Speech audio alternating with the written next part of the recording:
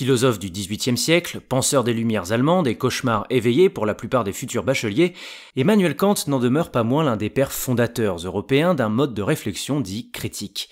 Fervent défenseur de la raison et de la pensée comme principe de l'action humaine, Kant légua à sa mort un héritage philosophique qui résonne encore aujourd'hui en Occident. Un héritage que je vais modestement reprendre à mon compte pour chroniquer ce Grand Prix d'Italie 2023.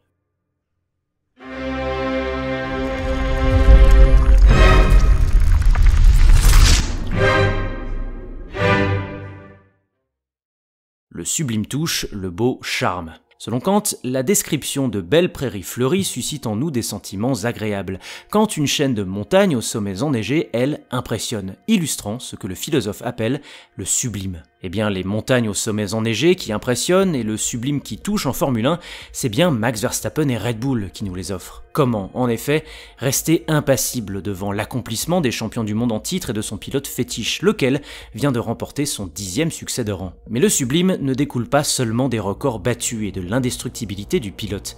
Il émane également d'une fine intelligence de course en vue de venir à bout de Carlos Sainz et de son puissant moteur Ferrari. Ne pouvant venir à bout de l'Espagnol à l'issue de la ligne droite de départ arrivée, le double champion du monde en titre a donc changé son fusil d'épaule. La première chicane ne serait plus le lieu du dépassement, mais sa préparation. Pressant dès la sortie de la parabolique au tour 14, Max a alors patiemment attendu le blocage de roue de l'éphémère leader au premier virage avant de le déborder à l'extérieur de Curva Grande grâce à une meilleure motricité et de parachever son œuvre au freinage de la deuxième chicane. Ensuite, du Super Max tout craché, immédiatement à l'abri du DRS des deux Ferrari, 2 dixièmes par-ci, puis 4 dixièmes par-là, et une nouvelle victoire brillante. Et cette fois-ci, chez Red Bull, le sublime fut complété par le beau. Toujours en difficulté dans l'exercice qualificatif, Sergio Pérez s'est néanmoins refait une petite santé en course depuis la P5, au moyen d'un rythme convaincant et de 3 batailles musclées face à George Russell, Charles Leclerc et Carlos Sainz, dont il sortit vainqueur à chaque fois. Du beau qui charme, à défaut d'un sublime qui touchait en début d'année, mais qu'importe.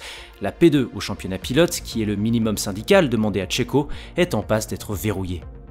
On ne s'éprend que de l'apparence, mais on aime la vérité. Le deuxième enseignement d'Emmanuel Kant pourrait parfaitement s'appliquer à la problématique Ferrari, car chez les rouges, les apparences sont d'après moi trompeuses. Oui, un excellent moteur, des réglages optimisés et l'arrivée d'un aileron arrière à faible traînée efficace ont permis à la Scuderia de se montrer à son avantage à domicile. Oui, l'obtention d'un podium flanqué d'une P4 a ravi les tifosi, les pilotes et le management. Et oui, d'un point de vue spectateur, l'absence de consigne d'équipe, laissant Carlos Sainz et Charles Leclerc libres de se battre pour une place sur la boîte, a enflammé une fin de course déjà prolifique. Mais passé la tentation des apparences, la vérité qui se niche derrière n'en reste pas moins controversée. Du point de vue de la performance pure, premièrement, Monza, de par son unicité, risque d'être un épiphénomène, même si l'ingénieur performance Jock Clear clame enfin avoir compris les faiblesses inhérentes à la SF23 en vue d'une révolution conceptuelle en 2024. Et deuxièmement, ne nous cachons pas derrière le petit doigt, car l'absence de consigne d'équipe en fin de course est une bévue managériale directement imputable à Frédéric Vasseur. D'abord car laisser libre 2 pilotes de se battre tout en exhortant à la prudence,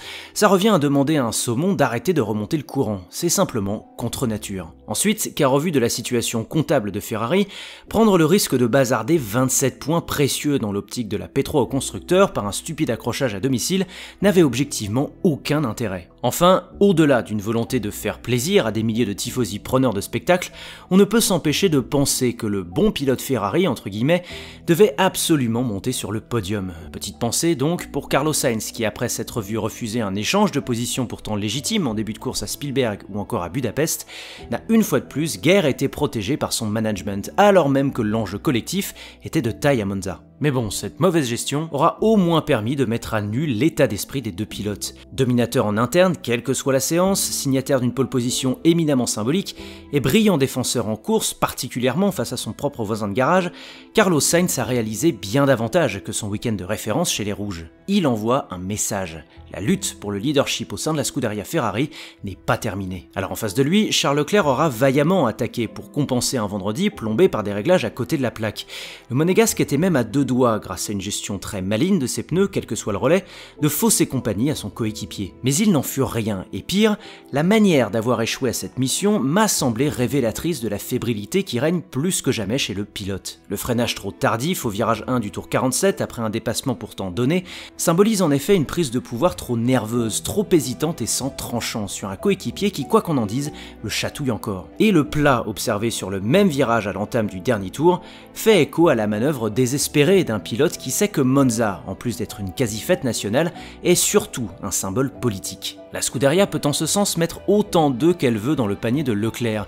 Il n'empêche qu'il appartient à l'intéressé de prendre le pouvoir lui-même au sein de sa maison. Dit autrement, afin de s'imposer chez Ferrari et de devenir le champion évident qu'on ne cesse de nous vendre, Leclerc doit avant tout être irréprochable en piste et dominer son coéquipier de manière franche. Or, pour le moment, il n'est ni l'un ni l'autre. Singapour, où le monégasque excelle d'ordinaire, sera donc peut-être une occasion de mettre les points sur les i, avec une performance aboutie de bout en bout. On mesure l'intelligence d'un individu à la quantité d'incertitudes qu'il est capable de supporter. Martelait également Emmanuel Kant. À Monza, l'individu fut Alex Albon, et les incertitudes furent ses nombreux poursuivants, Lando Norris, Oscar Piastri, Lewis Hamilton et Fernando Alonso, tous venus remettre en cause sa P7. Autant de harceleurs que le Thaïlandais a su tenir en respect tout le Grand Prix, au volant d'une FW45 certes modeste, mais de plus en plus homogène quel que soit le tracé. Performante dans les grandes courbes de Silverstone, agile dans l'étroitesse de Zandvoort et imprenable dans les pleines charges de Monza, la Williams continue de pointer son museau de plus en plus régulièrement dans le top 10. Mais une fois encore, impossible de ne pas rendre hommage à l'intelligence du pilote Albon qui, 51 tours durant, a su parfaitement placer sa monoplace au freinage des chicanes 1 et 4 afin de contenir les deux McLaren et ce, malgré des gommes dures bien plus entamées. Une défense louée par Lando Norris, qui est rare pour être signifiée, et qui n'aura fait défaut qu'au profit d'un Lewis Hamilton en mission pour compenser une pénalité bien méritée. Premier déficitaire des progrès de Grove, les hommes de Woking bien entendu, dont le rythme proche de celui des Mercedes aurait dû leur permettre de truster la P7 et la P8.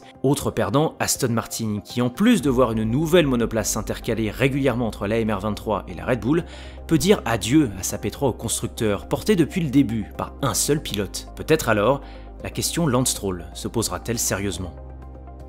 Max, Ferrari, Albon. Finalement, la représentation du sublime, des apparences, de la vérité et de l'intelligence est propre à chacun. En fait, il s'agit du fondement même de ce que Emmanuel Kant appelle l'idéalisme transcendantal. Dans le cadre de cette chronique et de toutes celles écrites avant elle, je tenais donc à préciser, après un débrief de Zandvoort salé dans mon propos, j'en conviens, que cette perception n'est que la mienne et qu'elle ne sera peut-être pas la vôtre. C'est tout l'intérêt de l'exercice, poser des questions, confronter des représentations mentales et ouvrir le débat, en espérant que Kant ne se retourne pas dans sa tombe. Merci d'avoir écouté cette chronique, je vous laisse me donner votre avis sur ce Grand Prix d'Italie en commentaire de la vidéo. Sinon, like, partage, abonnement, clochette, vous savez quoi faire pour m'aider. A bientôt pour la suite des opérations, allez, ciao!